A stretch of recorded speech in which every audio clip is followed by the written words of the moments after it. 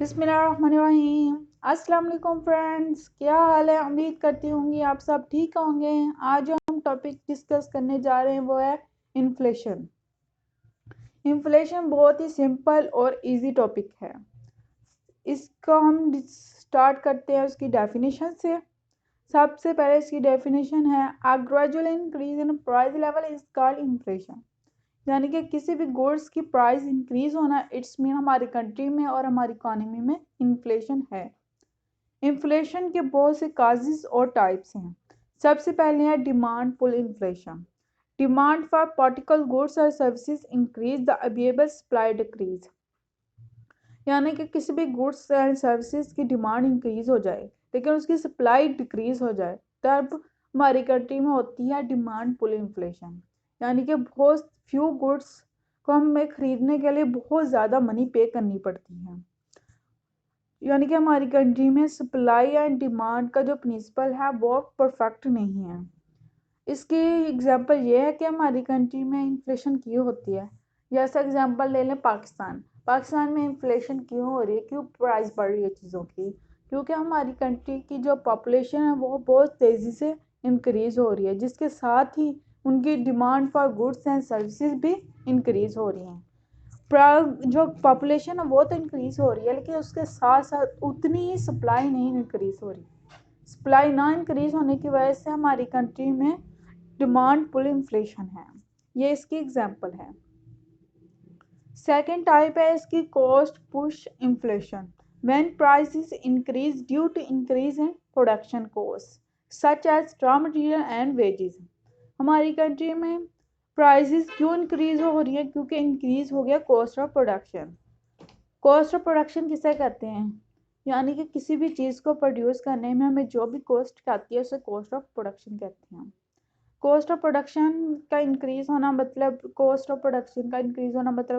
Raw material की price बढ़ जाना और वेजेस का इंक्रीज होना। तो अगर किसी भी चीज़ को बनाने के लिए जो भी रॉ मटेरियल हम यूज़ करते हैं, अगर उनकी प्राइस बढ़ जाए तो ऑटोमेटिकली हम उन गुड्स की प्राइस को इंक्रीज कर देते हैं।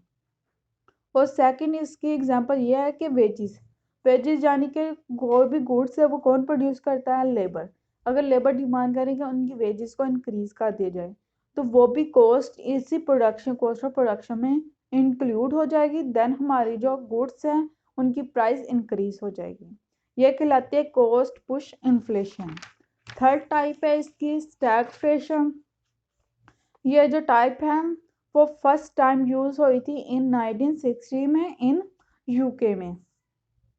इसमें हमारी कंट्री में जो होती है ग्रोथ बहुत ज़्यादा स्लो हो जाती है और इसके साथ ही हमारी कंट्री में हाई अनएम्प्लॉयमेंट होता है। इन यानी कि बहुत ज़्यादा स्लो इकोनॉमिक ग्रोथ और हाई अनएम्प्लॉयमेंट, उसे कहते हैं इकोनॉमिक स्टैगनेशन।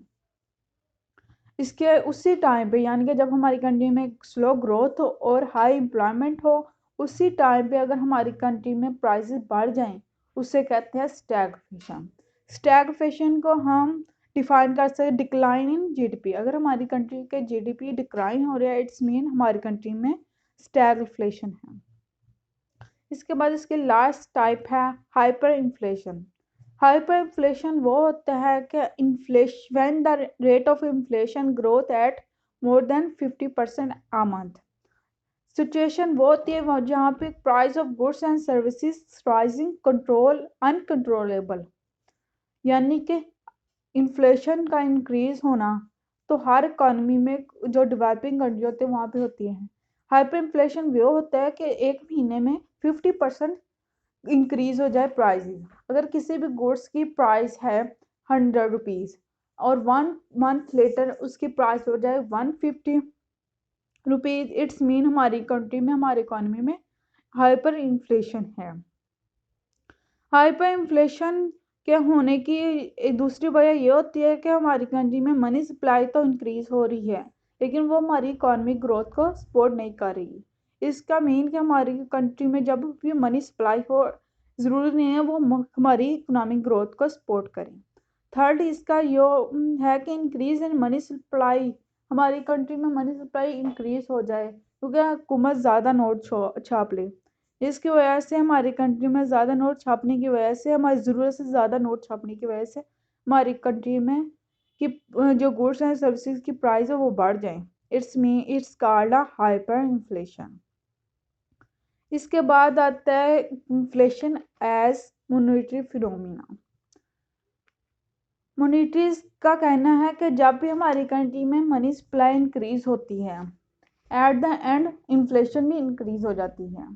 जब हमारी कंट्री में मनी सप्लाई हो इंक्रीज हो जाएगी तो इसके साथ ही गुड्स की प्राइस भी इंक्रीज हो जाएगी। देन जब गुड्स की प्राइस इंक्रीज हो जाएगी तो ऑटोमेटिकली इन्फ्लेशन इंक्रीज हो जाएगी। देन इसके बाद हम इसके ग्राफ को डिफाइन करते हैं।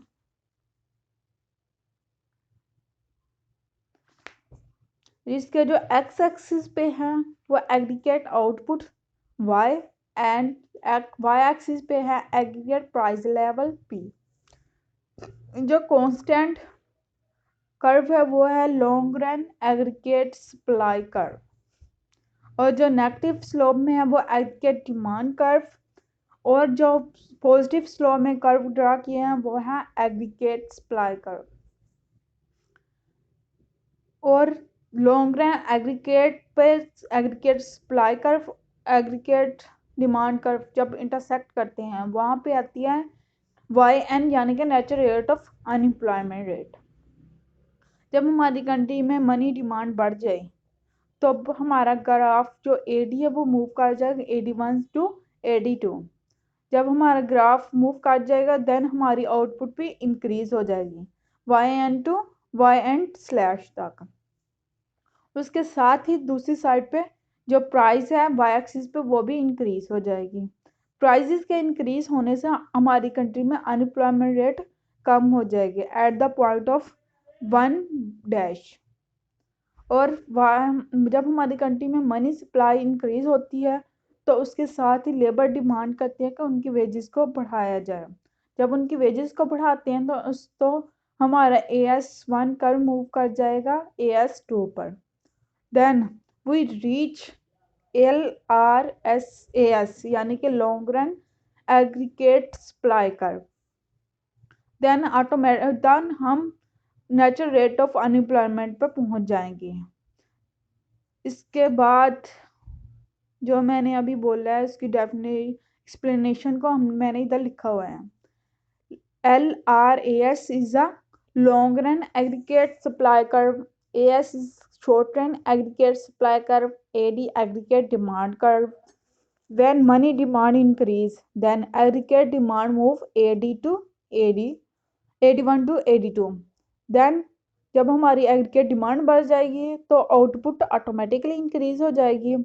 देन हमारी अनएम्प्लॉयमेंट रेट डिक्रीज हो जाएगा और प्राइसेस इंक्रीज हो जाएगी एट पॉइंट 1 पे। जब हमारी कंट्री में मनी सप्लाई इंक्रीज होती है तो लेबर वांट्स करते हैं कि इनकी इंक्रीज कर जाए वेजेस को। तब हमारा AS कर मूव करेगा AS1 to AS2। We reach natural rate of unemployment. Monetarists का यही कहना है कि inflation is a concept of monetary. Monetary का एक कॉन्सेप्ट है inflation. Thanks for watching my video. Please subscribe my channel. Thanks.